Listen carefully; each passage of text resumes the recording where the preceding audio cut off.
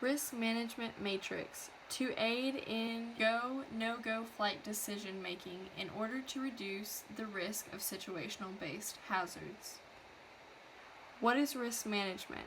Risk management is a process designed to systematically identify hazards, assess the degree of risk, and determine the best course of action. Hazard is a present condition, event, object, or circumstance that could lead to or contribute to an unplanned or undesired event, such as an accident. Risk management matrix, a tool to consider choices to lower probability and lessen severity. Mitigation, reducing the severity of an outcome based upon managing risk and choosing the best course of action. Scenario number 1 is based upon pilot fatigue before flight. Fatigue is feeling overtired with low energy and strong desire to sleep that interferes with normal daily activities. Fatigue is caused by lack of sleep, heavy exertion, jet lag, and large meal, or aging. The effects are chronic tiredness or sleepiness, headache, dizziness, sore or aching muscles, muscle weakness, slowed reflexes and responses. The risk management matrix, scenario number 1, uses the severity of potential injury and damage due to pilot fatigue and multiplies the likelihood of the hazard happening. This gives the risk at hand. The severity of potential injury and damage is divided into 5 categories. The first being insignificant damage to property, equipment, or minor injury. The second being non-reportable injury, minor loss of process, or slight damage to property. The third being reportable injury, moderate loss of limited damage to property. The fourth being major injury, single fatality, critical loss of process damage to property. The fifth being multiple fatalities, catastrophic loss of business. Now moving over to the likelihood of the hazard happening. This is also divided into 5 categories. The first being extremely unlikely. The second being remote possibility. The third being possibly occur. The fourth will probably occur, and the fifth almost certain to occur. As these categories are multiplied with each other, by this we are able to determine the degree of risk. 0 to 5 is in the green range, low risk. 6 to 10 is in the moderate range, yellow zone.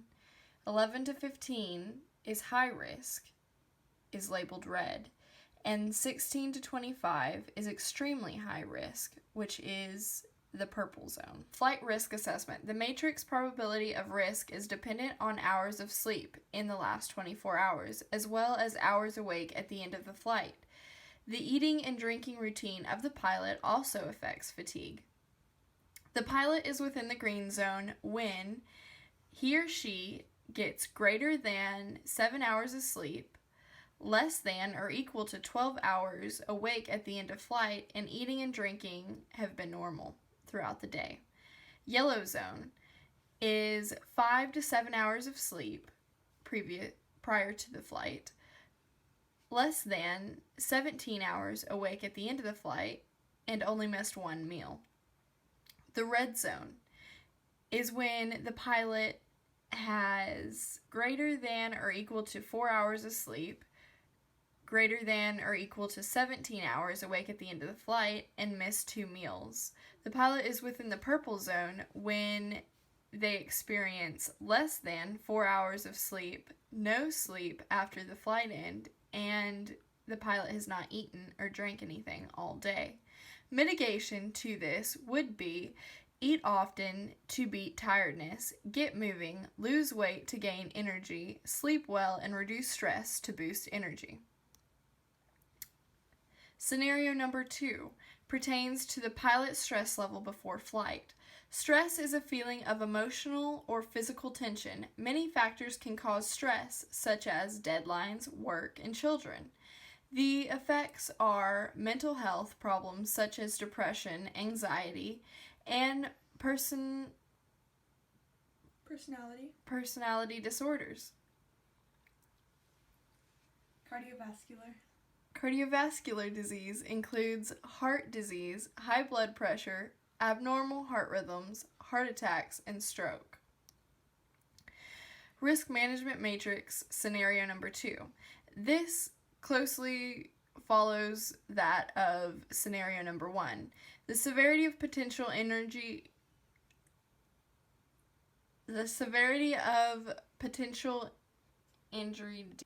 Risk management matrix scenario number 2 mirrors that of scenario number 1. However, it takes the severity of potential injury and damage due to pilot stress and then multiplies it by the likelihood of the hazard happening. We can see that 0 to 5 equals low risk, the green range. 6 to 10 equals moderate risk, the yellow range. 11 to 15 highlights high risk, which is the red range. 16 to 25 equals extremely high risk, which is identified as the purple range.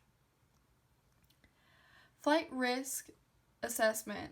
The matrix probability of risk is developed on stress levels of the pilot. The green zone equals low stress levels of the pilot before the flight. Yellow zone equals deadlines before the flight. Red zone equals personal issues before the flight, and purple zone equals chronic stress before the flight.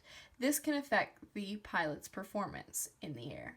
Mitigation. You can correct stress by exercising, relaxing, deep breathing, eating well, taking breaks, and slowing down.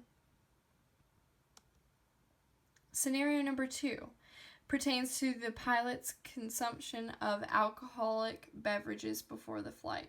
Scenario number 3 pertains to the pilot's consumption of alcohol before the flight and the related hazards. Alcohol is a liquor that contains ethanol and has the potential to intoxicate its drinkers.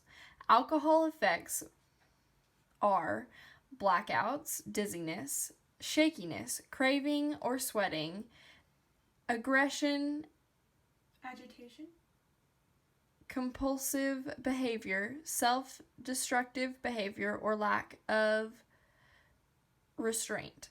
Alcohol requirements: it must be lower than 0.4% in the pilot's bloodstream before the flight. 8 hours bottle to throttle is a good recommendation and is required by the FAA. The risk management matrix scenario number 3 multiplies severity of potential injury damage due to pilot alcohol consumption by the likelihood of the hazard happening. This identifies 0 to 5 as low risk, green range, or 6 to 10 moderate risk, the yellow range. 11 to 15 high risk, or red range. 16 to 25 extremely high risk, which is the purple range. The flight risk assessment for scenario number 3, the matrix probability to risk. Flight risk assessment. The matrix probability of risk is dependent on alcohol consumption of the pilot. The pilot is within the green zone when no alcohol has been consumed within 48 hours prior to flight. The pilot is within the yellow zone when no alcohol has been consumed 24 hours prior to the flight. The pilot is within the red zone when FAA minimums are met. Purple zone is identified by being intoxicated. Mitigation to these risks can be for the pilot to refrain from drinking completely or only when on vacation.